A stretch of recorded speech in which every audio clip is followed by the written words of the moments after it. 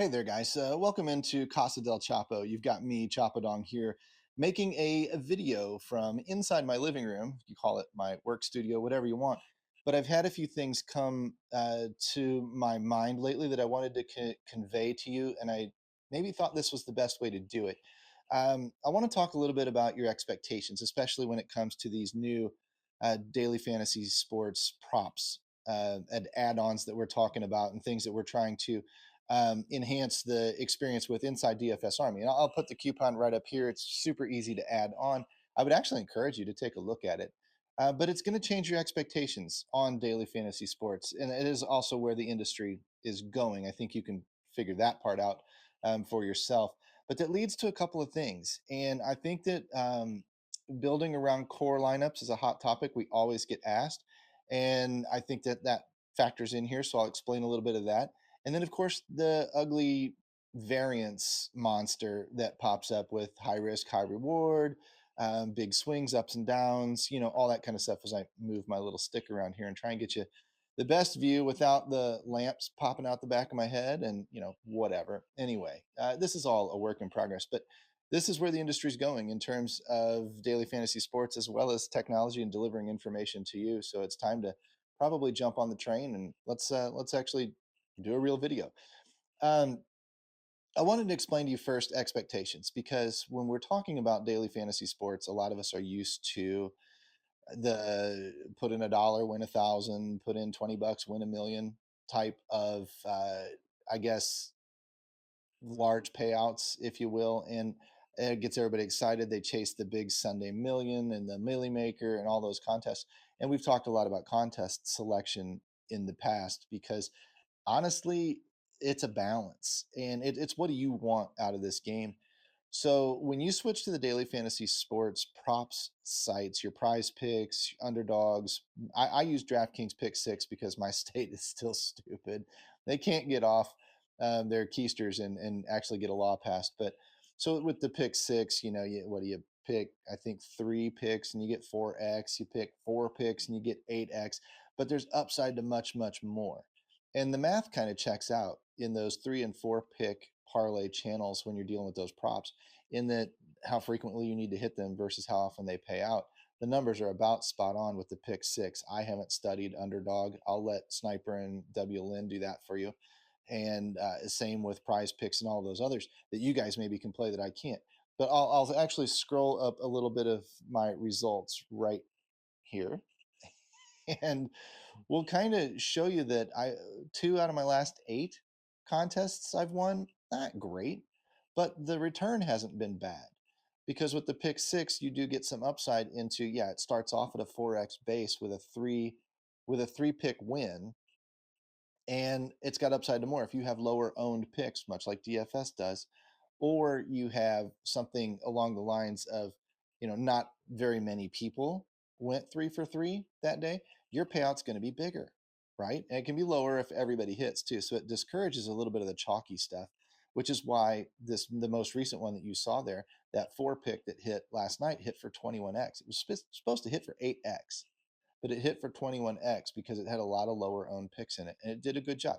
So that's where your edge is. If it hits at the same frequency, let's say that mathematically is supposed to hit at 20% and pay 8x when it hits or whatever, then if you hit 20% of the time, which you almost will just by, flipping 3 coins, when you're taking 60% edges, you're going to hit at about 20% frequency with a 3 pick or 4 pick, whatever it is. I don't have the math in front of me, but I did the math and it's about percentage wise, it's about right on to breaking even.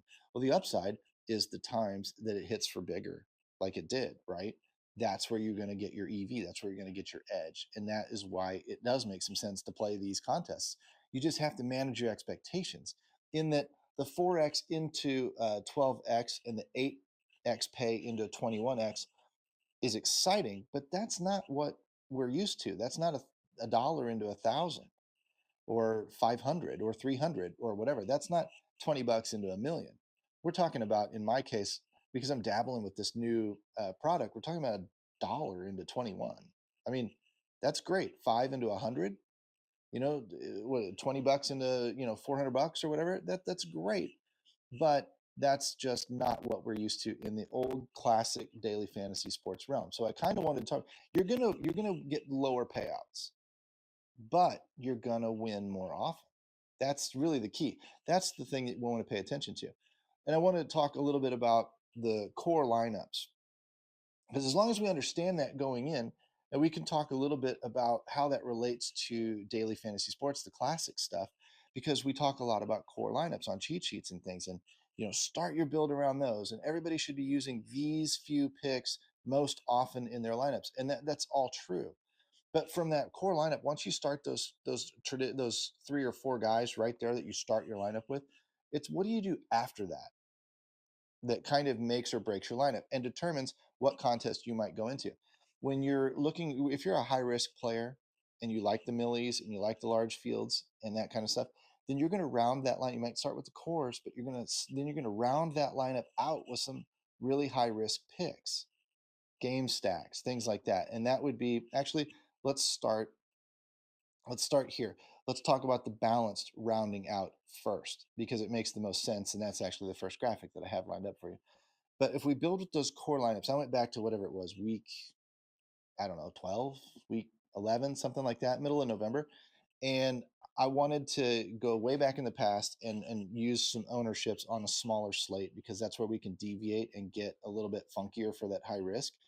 And I used, I guess it was Brock Purdy was the chalk quarterback. So we locked him in. And then we used in this lineup right here, we'll show you that. And then we used Christian McCaffrey and a combination of Kenneth Walker or Bijan Robinson.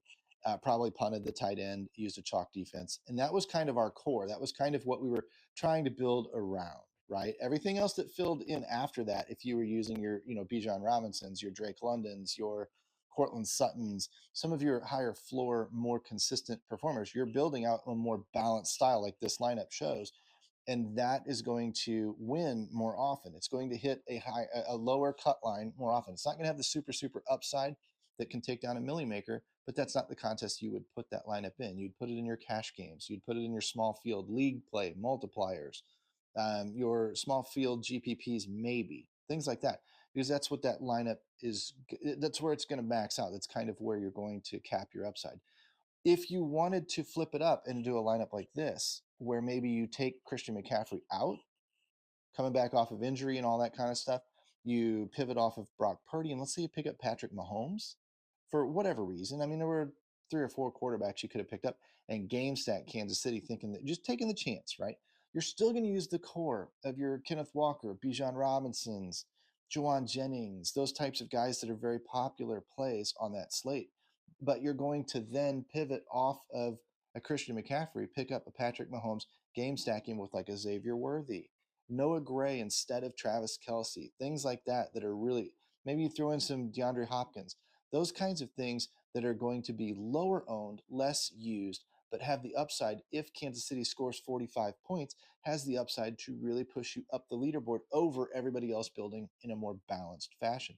That is your large field milli maker, large field Sunday million type tournament lineup, because it really concentrates everything in one single area. If Kansas City had scored 50 points, you'd want everybody on that roster. And everybody else in your contest that only had 1 or 2 of those players, if any, would be suffering as a result. That's how you win those contests. So we still build around those cores. We still build around the cores in the cheat sheet and use those core players most often in our lineups. But where we go from there branches out to either some kind of a balanced structure where we've got our cash games and our smaller field tournaments, or a high risk, high reward type of lineup that really focuses in on a couple of key events that we hope happen that'll really push us over everybody else in the field, which of course leads to variance. Because if we're taking that uh, high risk, high reward type of play all of the time, now what we're looking for, we're going to really get on the roller coaster, because we're taking a lot of deep shots. It's the same thing as a quarterback throwing the ball 40 yards down the field. It's a high risk, high reward play, and it doesn't work out very often, because it's so high risk and it's trying to hit such a minuscule tippy top of the leaderboards. It doesn't pan out very well. It doesn't pan out very often. And to play that way, if you play those large field milli maker type of contests, you need a very large bankroll to suffer those swings, because you're really going to go on some downswings. You're going to go seemingly forever before you ever cash or win a significant amount of money in something like that. That's just the way the contest is set up, and that's fine. If you know that going in and you understand that that's the way you're playing, perfect. Then you can weather those storms and you be just fine with it. Now, that's when you might use a very small percentage of your bankroll, 1%, maybe under 1%. You got $1,000 in there and you're putting out $10 a week or something like that.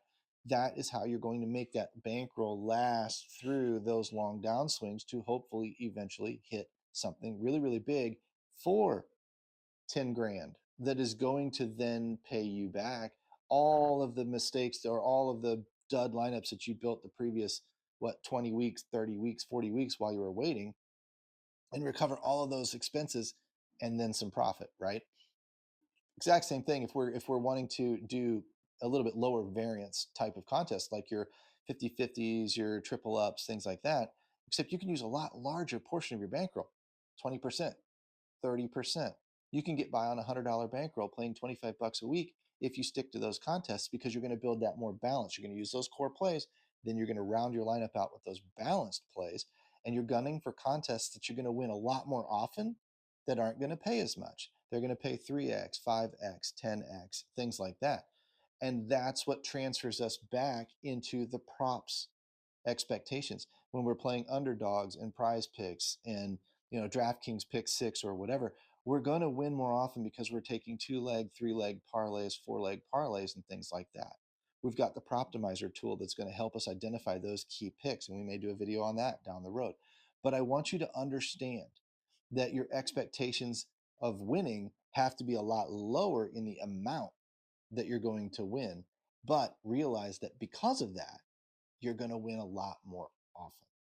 So if that appeals to you, you definitely need to investigate these props plays, because if you're the kind of guy, especially if you're a cash grinder, like a guy like me, you can get in those 2, 3, 4-leg parlays and win them, 1 out of 4, 1 out of 5 times, 2 out of 8, like I showed you. And you're going to pull back maybe 4x or 8x quite a bit, but that's going to keep you treading water for the times that you do hit a little bit bigger, and your 4x pays you 8x, or your 12x pays you, your 8x pays you 21x or something along those lines. And that's where you can build a bankroll on these sites too, along with the tools and the coaching and the people that know what they're doing. That's why you need to get in there. And I'll wrap up, show you that graphic again, because it is something you definitely need to consider getting involved with here at DFS Army, because we got the track record that has put up for over a year and a half now, put up over $30,000 worth of winnings, $100 at a time. That is stellar compared to the optimizer and compared to the rest of the industry and compared to the other coaching sites that are all out there. So you're definitely going to benefit by being here. And hopefully you look me up. We talk a little bit. I can direct you to the guys, the experts like Sniper and Will Lynn. You can jump in the props room and talk to them yourself too.